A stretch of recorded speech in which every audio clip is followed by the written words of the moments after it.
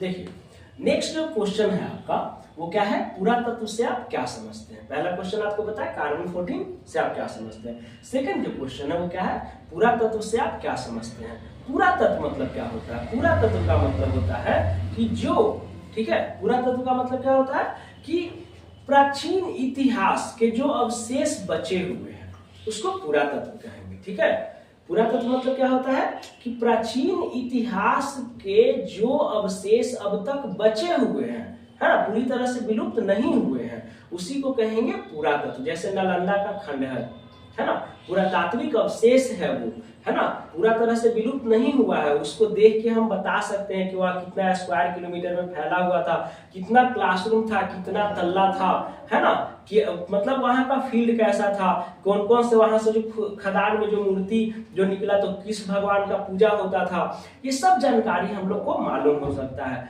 ठीक है, कुम्हरार जो है, कुम्हरार पार्क में जो है मौर्य वंश के जो बिल्डिंग जो है वो उसका अवशेष मिलता है। जो अगम कुआं जो आप देखते हैं, अगम कुआं क्या था, मौर्य वंश का जो महल था, अशोक का जो महल था उसमें कुआं था, अगम कुआं जो अभी शीतला मंदिर के नाम से जो फेमस है।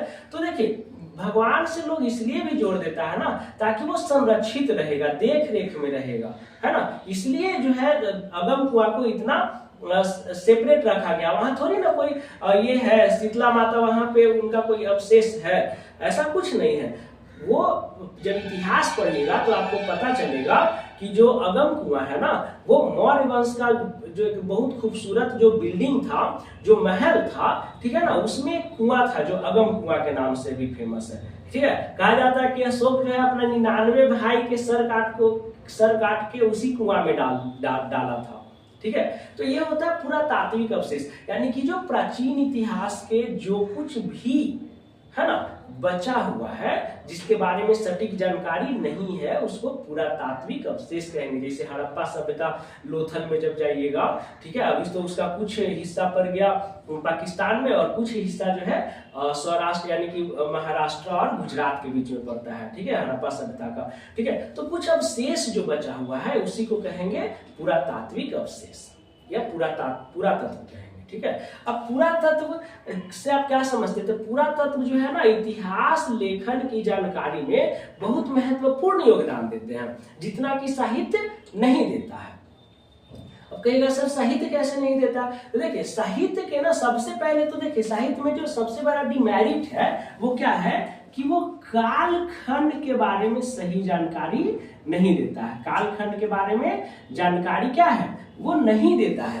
जैसे रामायण लिखा गया तो कब लिखा गया, कोई कालखंड है, कोई कालखंड नहीं। महाभारत लिखा गया कब लिखा गया, कोई सही है कालखंड, सही जानकारी नहीं है ना जी कि किस कालखंड में लिखा गया, तो ये कालखंड की जानकारी नहीं देता है। महर्षि वेद व्यास रामायण लिखे तो कब लिखे पता नहीं चल रहा है कि कब लिखे। रामायण महर्षि वाल्मीकि लिखे कब लिखे पता नहीं है कि कब लिखे। बात समझ में आ रहा है। नेक्स्ट जो है जब कालखंड की जानकारी ही नहीं है तो वहां का सामाजिक जीवन जो है, सामाजिक जीवन कैसा है इसके बारे में भी जानकारी आपको नहीं मिलेगा। ठीक है, आर्थिक जानकारी, आर्थिक कंडीशन क्या है, आर्थिक जीवन कैसा है इसके बारे में भी जानकारी नहीं मिलेगा। प्रशासनिक और राजनीतिक जीवन कैसा है,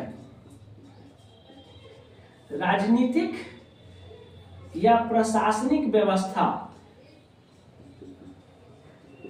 राजनीतिक या प्रशासनिक व्यवस्था कैसा है इसका जानकारी नहीं मिलेगा। बात समझ में आ रहा है।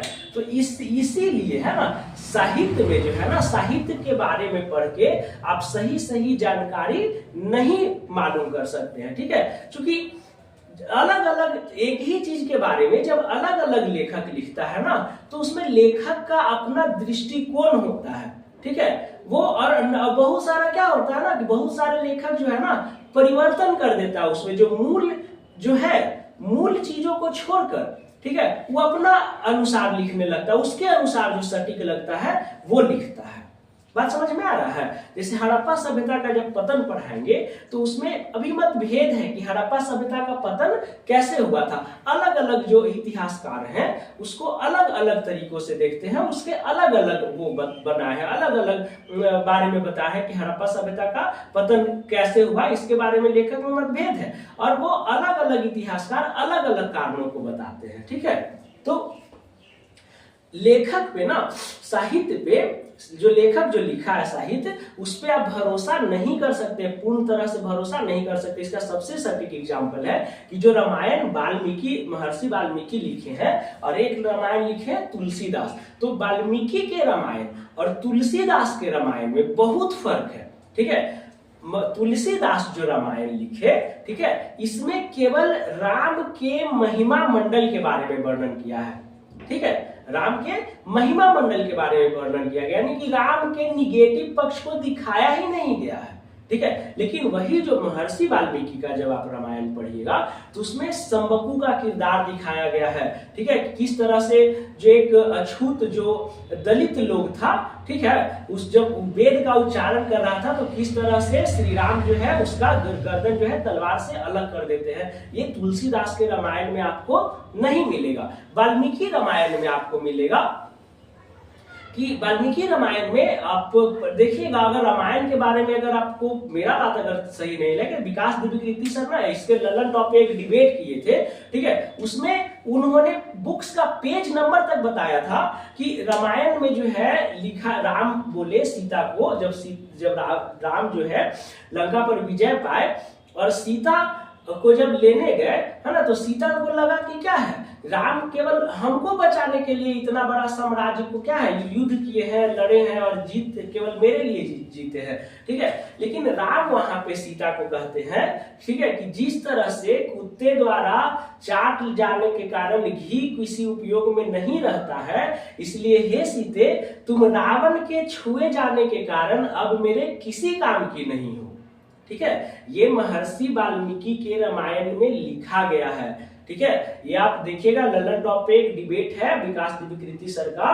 ठीक है, उसको बढ़िया से देखिएगा अगर आपको बिलीव नहीं है तो। ठीक है, और राम ये भी कहते हैं कि ये जो है युद्ध जो है हमने तुम्हारे लिए नहीं लड़ा है, बल्कि अपना जो कुल है उसके जो है ना, अपना कुल है उसके मान मर्यादा के लिए लड़े हैं, उसके वैभव के लिए लड़े हैं। ठीक है, ये आपको किसमें मिलेगा, महर्षि वाल्मीकि के रामायण में मिलेगा। लेकिन ये सब पहलू जो है, ये सब पक्ष जो है आपको तुलसीदास के रामायण में नहीं मिलेगा, नहीं देखने को मिलेगा। बात समझ में आ रहा है। तो इतिहास लिखा जो है उस पर आप बहुत कम भरोसा करिए। ठीक है, क्योंकि अलग अलग इतिहासकार अलग अलग चीजों अलग अलग तरीका से लिखता है। ठीक है, लेकिन पुरातत्व का इतिहास लेखन में इसलिए महत्व है क्योंकि उसको आप परिवर्तित नहीं कर सकते। जैसे मैंने आपको बताया नालंदा का खंडहर, ठीक है, तो नालंदा के खंडहर जो था वो दिखता है अभी कि कैसा था, उसका स्ट्रक्चर कैसा था, उसका फैलाव कैसा था, कितने क्लासरूम है, लाइब्रेरी कैसा होगा, उसका स्ट्रक्चर से हम लोग सब मालूम कर सकते हैं। ठीक है, पूरा तात्विक अवशेष में ज्यादा परिवर्तन नहीं होता। जैसे कोणार्क टेम्पल कभी उड़ीसा में है, कोणार्क टेम्पल जाके देखिए।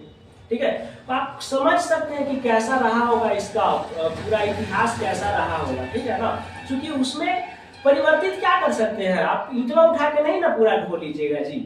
ठीक है, जो है वही ना रहेगा। जैसे घर जो है, बिल्डिंग है, जो घर है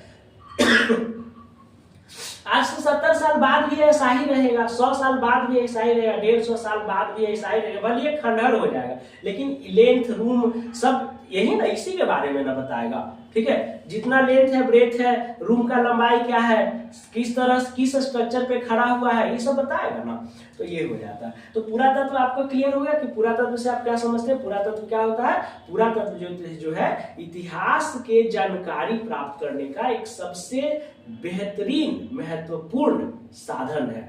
ठीक है, जो साहित्य से कहीं ज्यादा सटीक जानकारी आपको देता है।